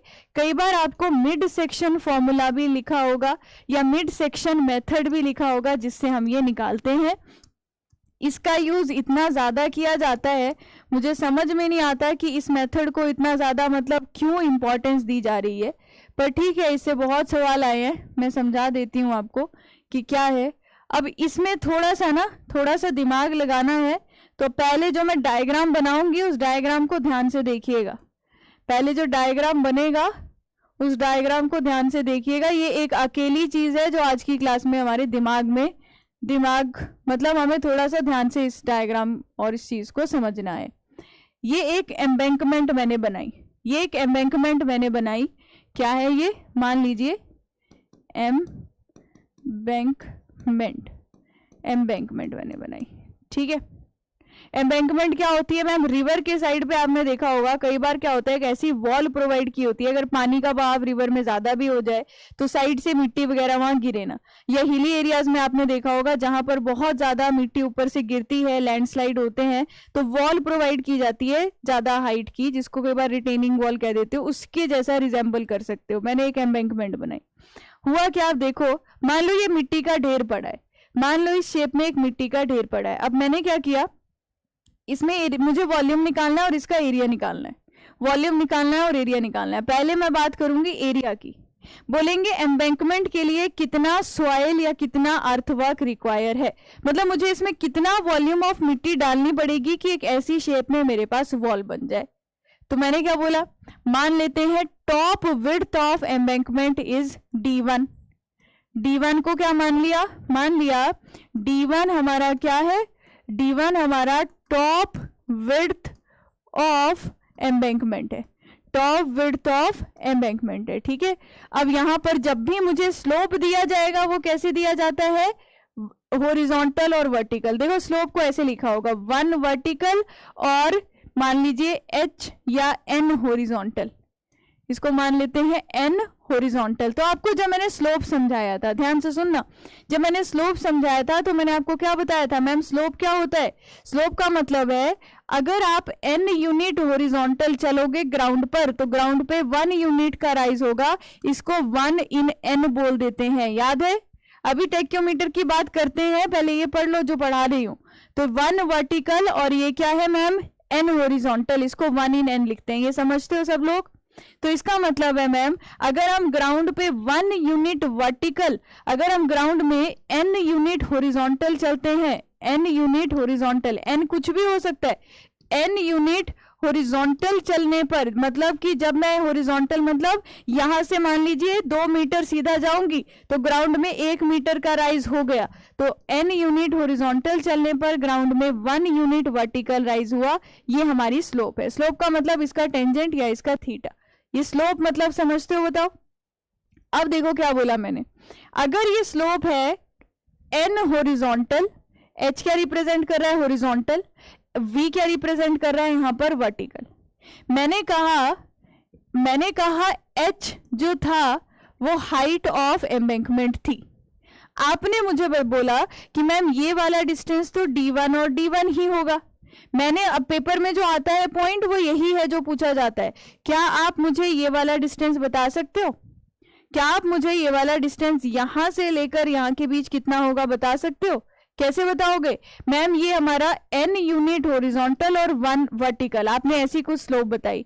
अब वर्टिकल आपका h है तो आपको बताना है हॉरिजॉन्टल कितना होगा, तो मैम 1 वर्टिकल में n हॉरिजॉन्टल डिस्टेंस था, तो h डिस्टेंस अगर वर्टिकल है तो हॉरिजॉन्टल कितना हो जाएगा, 1 में अगर n है तो h में कितना हो जाएगा ma'am, n into h horizontal हो जाएगा। अगर नहीं समझ आया तो साफ साफ बता दो, मैं न्यूमेरिकल वैल्यू के साथ समझा दूंगी। तो यहां से ये डिस्टेंस कितना आ जाएगा, n इंटू h, और ये वाला डिस्टेंस भी कितना आ जाएगा, n इंटू h, क्योंकि दोनों साइड जो स्लोप दी होगी n हॉरिजॉन्टल 1 वर्टिकल, इसको लिखा कैसे होगा, n हॉरिजॉन्टल रेशो 1 वर्टिकल, ऐसे भी लिख सकता है, या 1 वर्टिकल रेशो n हॉरिजॉन्टल, ऐसे भी लिख सकता है, किसी भी तरीके से लिखा हुआ हो सकता है ना। अब मुझे बताओ क्या टोटल ये जो बेस की लेंथ है यहां से यहां तक, मुझे बता सकते हो ये कितनी होगी, टोटल जो बेस होगा वो कितना होगा। तो मैम अभी आपने थोड़ी देर पहले इसका एरिया निकालना समझाया था, अगर आपको इसका एरिया निकालना है तो आप क्या कर सकते हो, आप एक तो दोनों ट्राइंगल के एरिया को सम कर सकते हो और बीच वाला रेक्टेंगल का एरिया ले लो, या सीधा 1/2 सम ऑफ पैरेलल साइड और जितना भी दोनों के बीच का डिस्टेंस है, तो दोनों ही तरीके से निकाल सकते हैं। अगर मैं पहले सिंपल वाला लूं तो मैम इसके बीच में एक तो हमारा ये वाला एरिया बन रहा है, तो पहले मैंने इतने वाले पोर्शन का एरिया लिखा, ठीक है, पहले मैं ये वाला पोर्शन का एरिया लिख रही हूं, तो ये कितना हो जाएगा बताओ, ये इतने पोर्शन का एरिया किसके बराबर होगा ma'am, h multiply by d, क्या होगा h multiply by d, d1 या d जो भी लिखना है, h multiply by d।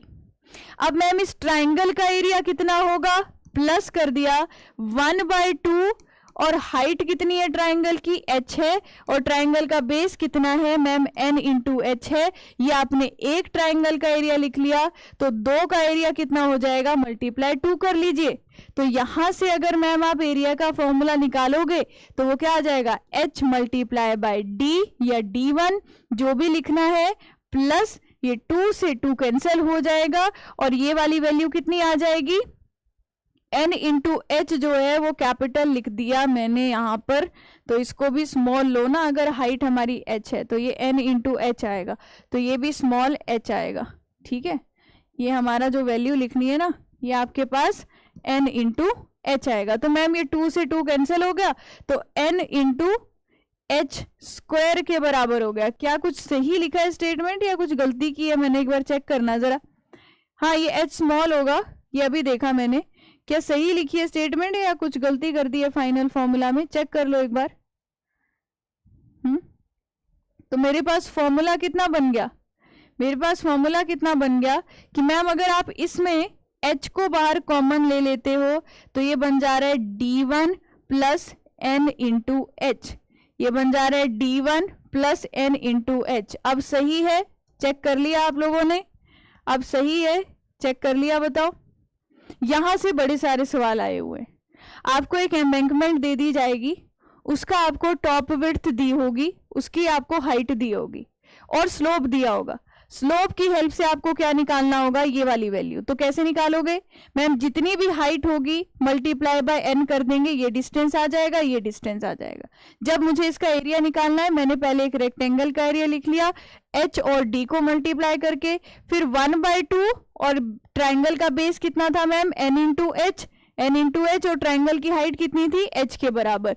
Ma'am यहाँ पर क्या किया, आप h को बाहर लिख लोगे तो ये बन गया d1 plus NH, direct formula. SSC JEE में इस फॉर्मूला के डायरेक्ट क्वेश्चन आए हैं, आपको डायरेक्ट फॉर्मूला बेस्ड क्वेश्चन आया है। फॉर्मूला पहचानना था कि बताओ अगर आप वॉल्यूम निकालना चाहते हो तो उसके लिए करेक्ट फॉर्मूला क्या होगा, बस उसने n की जगह m लिख दिया होगा, विड्थ की जगह w लिख दिया होगा। क्लियर हो गया, बोलिए क्लियर हो गया। अब इसका सवाल करते हैं, अब एक काम करते हैं, इसका क्वेश्चन मैं लेकर आई हूं, मेरे को एक बार चेक करने दीजिए। तो इसका क्वेश्चन करते हैं, तो आप, मैं समझ लूंगी कि आपको अच्छे से क्लियर हो गया है। ठीक है, अच्छा कुछ सवाल मैं लेकर आई हूं, ये चीज समझ में आ गई कि इस फॉर्मूला को कैसे अप्लाई करना है, ये फॉर्मूला कैसे अप्लाई करना है। तो आपको ना डायरेक्ट इसको याद रखने की जरूरत नहीं है, डायरेक्ट इसको याद रखने की जरूरत नहीं है, आप वहां पर अपने आप वैल्यूज से बना सकते हो। ठीक है, अपने आप वैल्यू से बना सकते हो। ठीक है, अच्छा अब आप एक काम कीजिए जरा, जब तक मैं इसका क्वेश्चन लिखती हूँ तब तक के लिए आप ये वाला क्वेश्चन सॉल्व कीजिए, ये वाला क्वेश्चन सॉल्व कीजिए। ठीक है, ये क्वेश्चन सॉल्व कीजिए, मैं इसका सवाल लेकर आई हूँ, 1 मिनट दीजिए मुझे।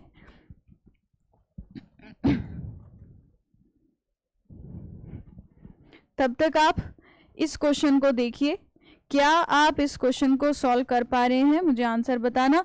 फिर मैं आपको उस जो अभी आपको इससे पहले सवाल करवाया ना, उसका भी एक क्वेश्चन करवा दूंगी। ठीक है,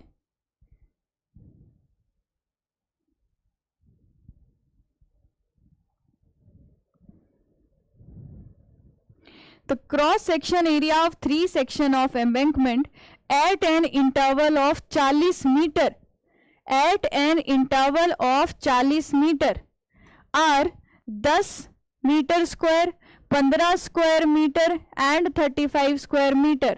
Calculate the quantity of earthwork for the embankment used with the help of prismoidal formula. और ये सारी यूनिट्स जो हैं किस यूनिट में है, मीटर क्यूब में है, क्योंकि प्रिज्मोइडल फॉर्मूला से निकालना है। चलिए आंसर बताएंगे जरा। तो क्या बोले, जो क्रॉस सेक्शनल एरिया लिया है 3 सेक्शन का, कितने इंटरवल पे लिया है, 40 मीटर के इंटरवल पे लिया है। तो क्या मैं लिख सकती हूं कि d यहां पर 40 मीटर होगा। अगर वॉल्यूम निकालना है तो d डिवाइडेड बाय 3, O1 की जगह मैम यहाँ पर एरिया लिख दीजिए, A1 प्लस AN आ जाएगा, plus 4 times of O2 O4 जितनी भी वैल्यू आएंगी, और ma'am 2 times of A3 A5 इस तरीके से वैल्यूज आएंगी। तो मैम वॉल्यूम को लिख दीजिए, d कितना आ गया 40, 40 डिवाइडेड बाय 3, फर्स्ट और लास्ट एरिया कितना दिया हुआ है 10, 15 और 35, तो छोटा सा ही था मैम, 10 और 35 पहले आ जाएगा, तो 10 प्लस 35 आ जाएगा, प्लस मैम 4 टाइम्स ऑफ दूसरी वैल्यू तो एक ही दी हुई थी, 15 दी हुई थी, तो 4 इंटू 15, कितना आंसर आ रहा है बताना?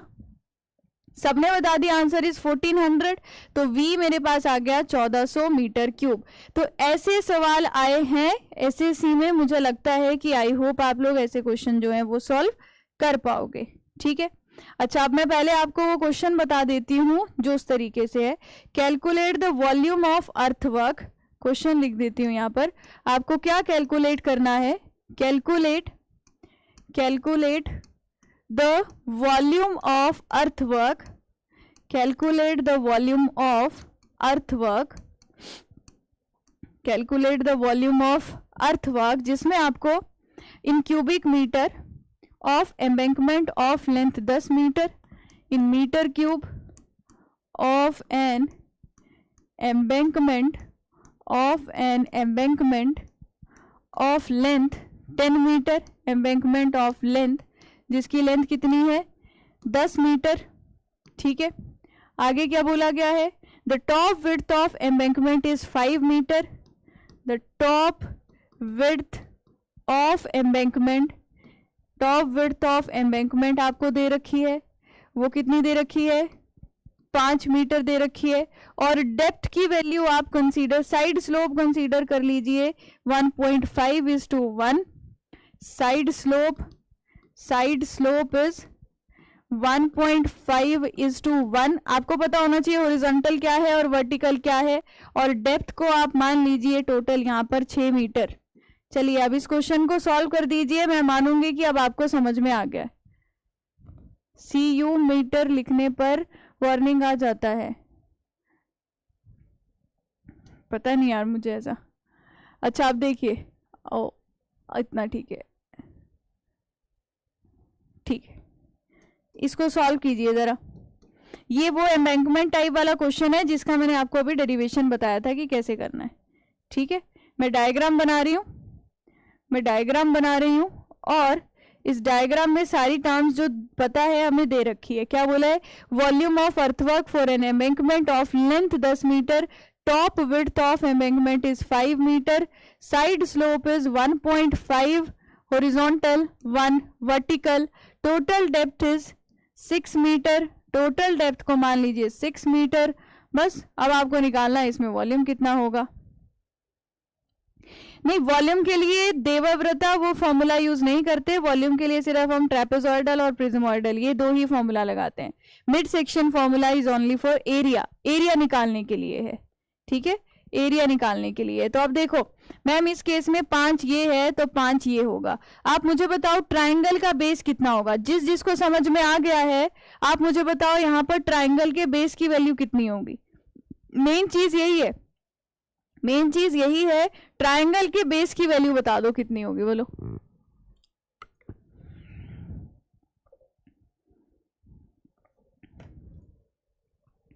तो मैम अगर यहां पर ये दिया हुआ है कि हमारी जो स्लोप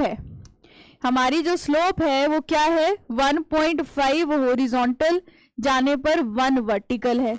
तो मैम यहाँ पर 6 मीटर अगर मैं वर्टिकल जाती हूं तो कितना हॉरिजॉन्टल आऊंगी? 1.5 मल्टीप्लाई बाय 6, 1.5 मल्टीप्लाई बाय 6। तो इसका मतलब मैम ये कितनी वैल्यू हो जाएगी? 9 हो जाएगी। 15 कैसे होगी श्रुति?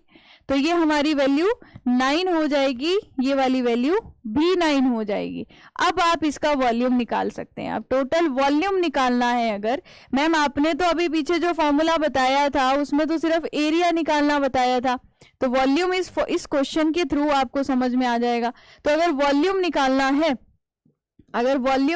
है पहले मैं एरिया निकाल लेती हूँ। एरिया किसके बराबर होगा? 1/2 सम ऑफ पैरेलल साइड, वो भी लगा सकते हो या तीनों के एरिया को अलग से ऐड कर सकते हो। तो अगर डायरेक्ट फॉर्मूला लगाऊं तो 1/2 sum of parallel side multiply by 2 parallel side के बीच में जो हाइट का डिफरेंस है। तो क्या लिख सकते हैं? 1/2 sum of parallel side. Parallel side का सम कितना हो गया? ये ऊपर वाली वैल्यू मैम 5 हो गई, प्लस जो नीचे वाली साइड है 9 + 9 18 और ये हो गई ma'am 18 + 5। Sum of parallel side हो गई, मल्टीप्लाई किससे करना है, इसके बीच में हाइट कितनी है 6 है। तो एरिया कितना आया यहाँ से बताना, एरिया को सॉल्व करके वैल्यू कितनी आ रही है, ठीक लिखा है ना मैंने, कुछ गलती की है तो बता दो। मैंने कुछ टर्म्स को चेंज करके आपको क्वेश्चन दिया है, आंसर या कुछ और आंसर आ रहा है। हाँ 840 मीटर क्यूब आ रहा है, पक्की बात है। हाँ ये वाला जो एरिया है ये 84 मीटर स्क्वायर आ रहा है, 84 मीटर स्क्वायर आ रहा है। अगर मैम वॉल्यूम निकालना है तो वॉल्यूम किसके बराबर होगा, volume is area multiply by length. तो एरिया हमारे पास निकाल लिया 84 और लेंथ आ गई 10, तो ये आ गया मेरे पास 840 मीटर क्यूब।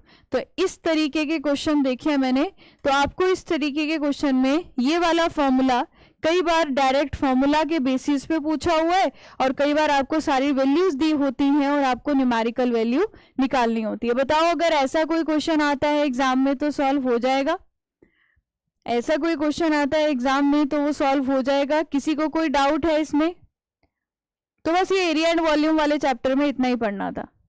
तो एरिया एंड वॉल्यूम चैप्टर में देखो कितना आसान था, हमने मिड ऑर्डिनेट पढ़ा। मिड ऑर्डिनेट रूल का फॉर्मूला क्या था, जितने भी ऑर्डिनेट्स है सबका एवरेज लो मल्टीप्लाई बेस लेंथ कर दो। फिर एवरेज ऑर्डिनेट मेथड पढ़ा, जितने भी ऑर्डिनेट्स दिए उसका एवरेज लो मल्टीप्लाई बेस लेंथ कर दो। ट्रेपेजॉइडल रूल में क्या करते थे, दो ऑर्डिनेट्स के बीच का distance O1 plus last offset divided by 2, बाकी सबको ऐड कर देते थे। फिर प्रिज्मोइडल फॉर्मूला आया जिसको सिम्पसन 1/3 रूल बोला। सिम्पसन 1/3 रूल में क्या करते थे, D/3 करते थे और मैम अंदर पहले और लास्ट ऑफसेट को ऐड कर दो। 4 के मल्टीपल में सारे आपके इवन आ जाएंगे, 2 के मल्टीपल में सारे हमारे ऑड ऑफसेट आ जाएंगे। अगर किसी को अभी की क्लास में कोई डाउट है तो पूछो, अगर किसी को अभी की क्लास में कोई डाउट है तो पूछो। आज मुझे लग रहा है हमारा सर्वे देखो कितने सारे चैप्टर्स चल रहे हैं, लेकिन आज ये पहला चैप्टर है जिसमें हमने इतना जल्दी टॉपिक को खत्म कर दिया है। मतलब छोटा सा टॉपिक था क्योंकि चैप्टर इतना सही है ये। कल हमारा प्लेन टेबल सर्वे आएगा, तो प्लेन टेबल सर्वे में उसके इक्विपमेंट्स, उसकी एक्सेसरी के बारे में ज्यादातर सवाल पूछे जाते हैं। बाकी प्लेन टेबल सर्वे में इंपॉर्टेंट टर्म्स वगैरह से ज्यादातर ऑब्जेक्टिव क्वेश्चंस पूछे जाते हैं। कोई डाउट है अभी की क्लास में, कोई डाउट है अभी की क्लास में? और आपको जो भी डाउट होते हैं मिड सेक्शन, नहीं ये वाला जो फॉर्मूला है, ये वाला जो फॉर्मूला है ये हमारा एम्बैंकमेंट के केस में वॉल्यूम को निकालने के लिए, कहाँ लिखा है हमने, एम्बैंकमेंट के केस में वॉल्यूम को निकालने के लिए। एक मिनट रुकिए क्योंकि मैंने अपने आप ही सारी वैल्यूज लिख दी हैं यहाँ पर। तो एम्बैंकमेंट के केस में वॉल्यूम को निकालने के लिए है, एक मिनट दीजिए ज़रा, फिर उसके बाद क्लास को एंड करते हैं, उसके बाद क्लास को एंड करते हैं, ठीक है।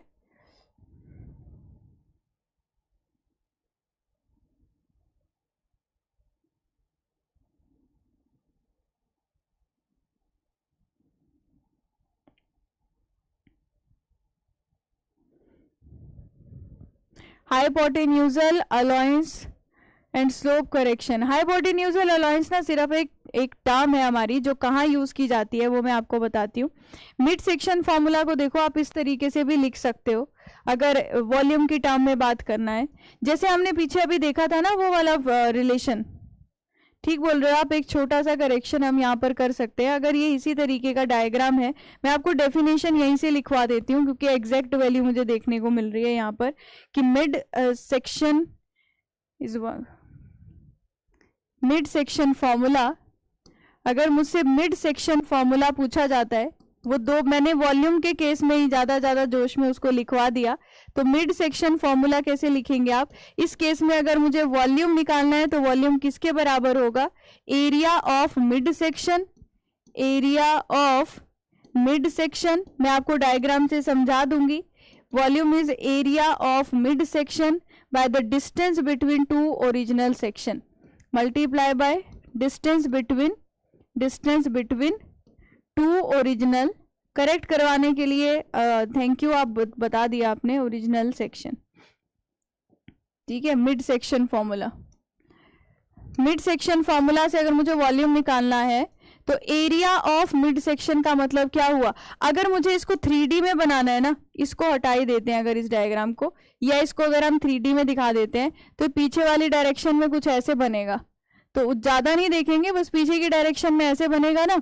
तो इसका सेंटर से एक सेक्शन जाएगा, बताओ एक सेक्शन जो होगा मैम इसके सेंटर से भी जा रहा होगा। अब मैं अपनी आर्ट बना रही थी वो इतनी ज्यादा अच्छी तो नहीं दिखा सकती, लेकिन देखो क्या किया, जो आर्ट में जो ये सेंटर वाला सेक्शन है इसका मैं एरिया निकाल सकती हूँ, जो सेंटर वाला सेक्शन है मैं इसका एरिया निकाल सकती हूँ। तो area of mid section multiply distance between 2 original section. तो 2 ओरिजिनल सेक्शन कौन से थे मैम, एक सेक्शन यहां से मान लो ये A1 जा रहा था और दूसरा ओरिजिनल सेक्शन पैरेलल इसके सामने A2 जा रहा था। इन दोनों के बीच में जो सेंटर था, अगर ये टोटल डिस्टेंस D है तो ये D/2 और ये D/2। आप यहां से वॉल्यूम निकाल सकते हो।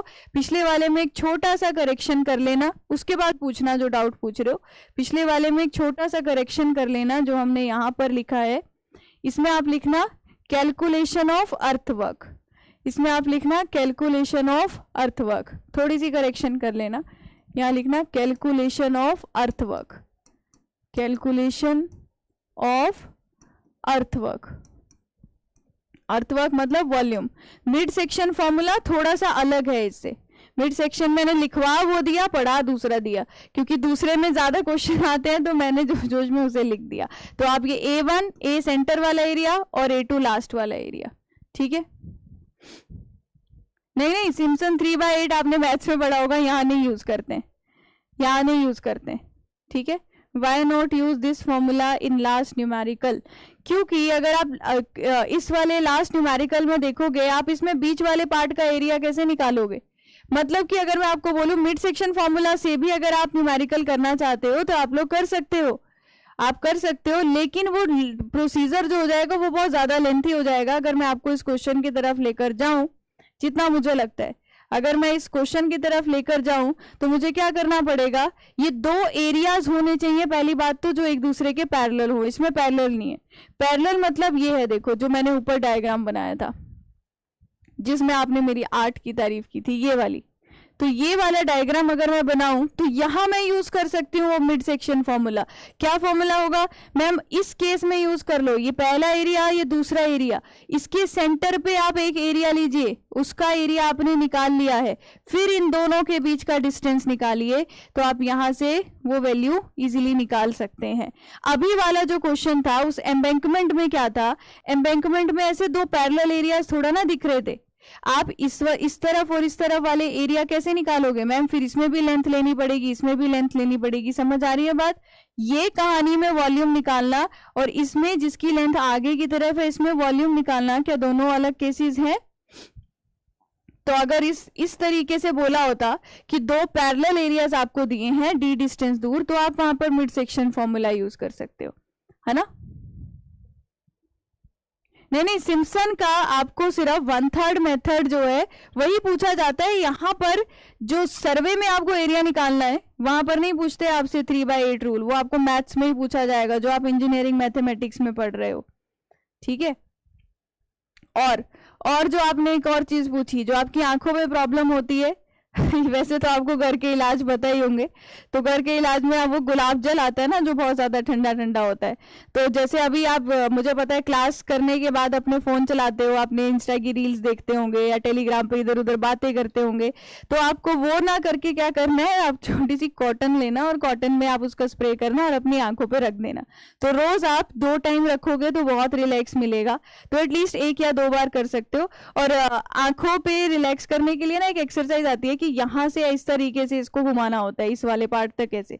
तो इससे क्या होगा कि आंखों में जो स्ट्रेन आता है ना वो कम हो जाता है, क्योंकि जितना आंखों में आपके स्ट्रेस है शायद उससे ज्यादा मेरी में आ रहा होगा इस टाइम, क्योंकि यहाँ इतनी सारी लाइट्स होती हैं और पूरे दिन हम लैपटॉप और कंप्यूटर और फोन इन सब के आगे होते हैं। तो यहाँ से ले जाना और इसको ऐसे तरीके से प्रेस करना, तो इससे आपकी आंखें जो है मतलब थोड़ा सा रिलैक्स फील करेंगी। ये कर सकते हो, ठीक है। Okay, which one is important, किस में पूछ रहे हो, निशांत, निशांत आप वो अगर आप पिछले वाला फॉर्मूला पूछ रहे हो, मिड सेक्शन आप सिर्फ तभी लगाओगे अगर दो पैरेलल एरिया और उनके बीच का डिस्टेंस आपको दिया हुआ है, उनके बीच का डिस्टेंस पता है और आप बीच पार्ट का एरिया निकाल सकते हो। अगर आपको वॉल्यूम अर्थवर्क इस निकालने के लिए पूछा है और आपको एम्बैंकमेंट जैसे अभी दी हुई थी जिसका टॉप विड्थ दिया है, साइड स्लोप दिया है, तो आपको ये सेकेंड वाला फॉर्मूला ही यूज करना होगा। खीरा काट के करना है तो ठीक है, लेकिन मुझे लगता है गुलाब जल को अगर फ्रिज में रखे एकदम ठंडा हो जाता है और उसके बाद आंखों में लगाते हैं तो अच्छा वो हो जाएगा। अरे डुप्लीकेट वाली बात तो अब हम नहीं कर सकते ना, मैंने तो, आपने मेरे से एक तरीका पूछा, मैंने आपको बता दिया।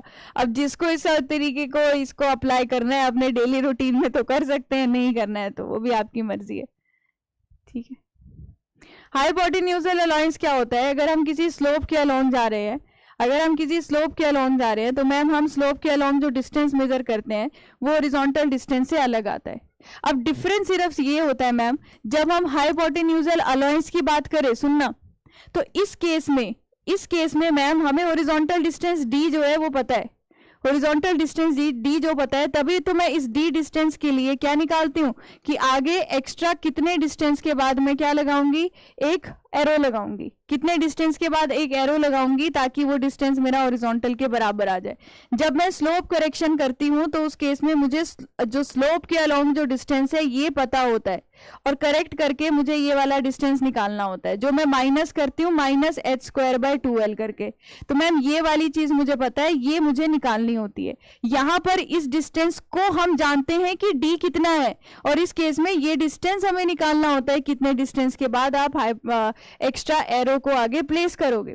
तो आपसे अगर पेपर में पूछा है हाइपोटेन्यूजल अलाउंस निकालें तभी आप उस फॉर्मूला को यूज करना, या पूछा हो कि कितने डिस्टेंस के बाद आगे जाकर आप एरो को प्लेस करोगे तभी उसको यूज करना, नहीं तो आप स्लोप करेक्शन वाले फॉर्मूला को लगाओगे। जब भी पूछा जाएगा कि हॉरिजॉन्टल डिस्टेंस कितना होगा अगर स्लोप के अलोंग हमने एक्स डिस्टेंस मेजर किया है, तो मैम अगर स्लोप के अलोंग डिस्टेंस मेजर किया है तो उसके लिए करेक्शन लगाएंगे तो हॉरिजॉन्टल डिस्टेंस स्लोप करेक्शन निकाल कर ही आएगा, ठीक है।